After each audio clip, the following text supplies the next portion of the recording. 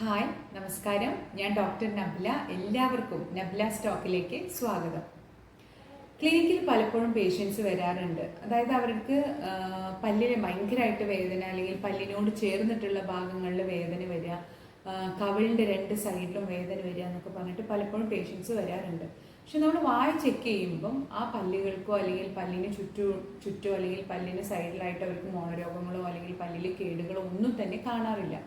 അപ്പോൾ ഇത്തരത്തിലുള്ള ആൾക്കാർക്ക് എന്തുകൊണ്ടാണ് വായിൽ പല്ലിൽ വേദന വരുന്നത്, അല്ലെങ്കിൽ പല്ല് കടിക്കുമ്പം എന്തുകൊണ്ടാണ് വേദന വരുന്നതെന്നൊക്കെ നമുക്ക് ഇന്നത്തെ വീഡിയോയിലൂടെ നോക്കാം. അപ്പോൾ ഈ ചാനൽ നിങ്ങൾ ആദ്യമായിട്ടാണ് കാണുന്നതെങ്കിൽ അത് തീർച്ചയായും ലൈക്ക് ചെയ്യാനും സബ്സ്ക്രൈബ് ചെയ്യാനും മറക്കരുത്.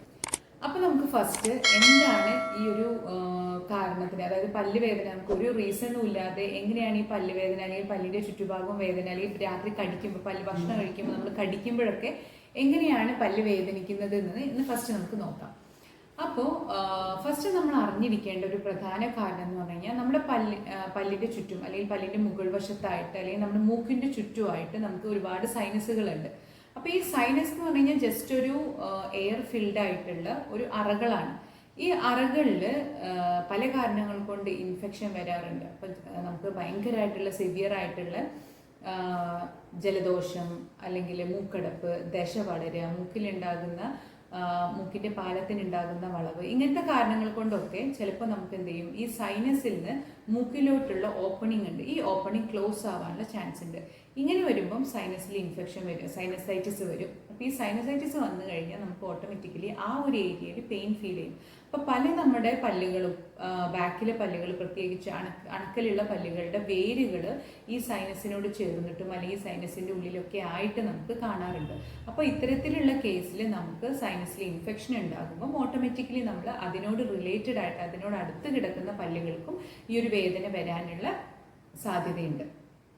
നമുക്ക് ഈ ഒരു സൈനസൈറ്റിസ് എങ്ങനെയൊക്കെയാണ് വരുന്നതെന്ന് നോക്കാം. അതിന് പ്രധാന കാരണം എന്ന് പറഞ്ഞു കഴിഞ്ഞാൽ ഒന്ന് നമ്മൾ നോർമൽ ജലദോഷം, അതായത് നോർമൽ ജലദോഷം ഉണ്ടാകുമ്പം എല്ലാവർക്കും അത് സൈനസൈറ്റിസ് ആവണമെന്നില്ല. പക്ഷെ സിവിയർ ആയിട്ടുള്ള ജലദോഷം, മൂക്കടപ്പൊക്കെ ഉള്ള ആൾക്കാർക്ക് അത് പിന്നീട് സൈനസൈറ്റിസ് ആയിട്ട് മാറാനുള്ള ചാൻസ് ഉണ്ട്. പിന്നെ അതുപോലെ മൂക്കിൽ ദശയുള്ള ആൾക്കാർക്ക്, അതുപോലെ തന്നെ മൂക്കിൻ്റെ ഈ ഒരു മൂക്കിൻ്റെ പാലത്തിനുണ്ടാകുന്ന വളവ് കാരണം സൈനസൈറ്റിസ് വരാനുള്ള, അതായത് സൈനസൈറ്റിസ് മൂക്കിലോട്ടുള്ള ഓപ്പണിംഗ് ക്ലോസ്ഡ് ആവുക, അതായത് പ്രോപ്പറായിട്ട് നമുക്ക് ശ്വാസം വലിക്കാനൊക്കെ ബുദ്ധിമുട്ടുണ്ടാവുക, ഇത്തരത്തിലുള്ള ആൾക്കാർക്കൊക്കെ തന്നെ സൈനസൈറ്റിസ് വരാനുള്ള ചാൻസ് കൂടുതലാണ്. അപ്പോൾ സൈനസൈറ്റിസ് വന്നു കഴിഞ്ഞാൽ എന്താ ഉണ്ടാകും, അവർക്ക് ആദ്യം ചില ആൾക്കാർക്ക് ഭയങ്കരമായിട്ടുള്ള തലവേദന അനുഭവപ്പെടാറുണ്ട്. അപ്പോൾ തലവേദന ചിലപ്പോൾ അത് മൈഗ്രെയിൻ ആണോ അല്ലെങ്കിൽ സൈനസൈറ്റിസ് കാരണമാണോ എന്നുള്ളത് ചിലപ്പോൾ നമുക്ക് ചില ആൾക്കാർക്ക് അത് തിരിച്ചറിയാൻ ബുദ്ധിമുട്ടായിരിക്കും. അപ്പോൾ സൈനസൈറ്റിസ് ഉള്ള ആൾക്കാർക്ക് അധികം ആൾക്കാർക്കും തലവേദന ഉണ്ടായിരിക്കും. അതുപോലെ തന്നെ അവർക്ക് വിട്ടുമാറാത്ത ജലദോഷവും മൂക്കടപ്പും ഒക്കെ ഉള്ള ആൾക്കാർക്ക് സൈനസൈറ്റിസ് ഉണ്ടാക്കും. പിന്നെ അതുപോലെ തന്നെ സൈനസൈറ്റിസ് ഉള്ള ആൾക്കാർക്ക് കണ്ടുവരുന്ന ഒന്നാണ് ഇപ്പോൾ തലവേദന ആണെങ്കിൽ അത് രാത്രി ഭയങ്കര സിവിയർ ആയിട്ട് വരികയും രാവിലെ ആകുമ്പം അതിൻ്റെ സിവിയാരിറ്റി കുറഞ്ഞു വരുന്നതായിട്ട് കാണാറുണ്ട്. പിന്നെയെന്ന് പറഞ്ഞു കഴിഞ്ഞാൽ ഭയങ്കരമായിട്ട് കഫം വരിക, പിന്നെ മൂക്ക് ചുറ്റുമ്പോൾ കഫത്തിൻ്റെ കൂടെ ബ്ലഡ് കാണുക, ഇതൊക്കെ തന്നെ ഇതിൻ്റെ ലക്ഷണങ്ങളാണ്. ഇനി നമുക്ക് ഈ ഒരു സൈനസൈറ്റിസ് ഉള്ളവർക്ക് അത് എങ്ങനെ ട്രീറ്റ് ചെയ്യാം. ഇനീഷ്യൽ സ്റ്റേജ്, അതായത് നോർമൽ നമ്മളുടെ ജലദോഷം മൂക്കടപ്പൊക്കെ ആണെന്നുണ്ടെങ്കിൽ നമുക്കത് ആൻറ്റിബയോട്ടിക്കിലൂടെ നമുക്ക് ആ ഇൻഫെക്ഷനെ കുറയ്ക്കാൻ സാധിക്കും.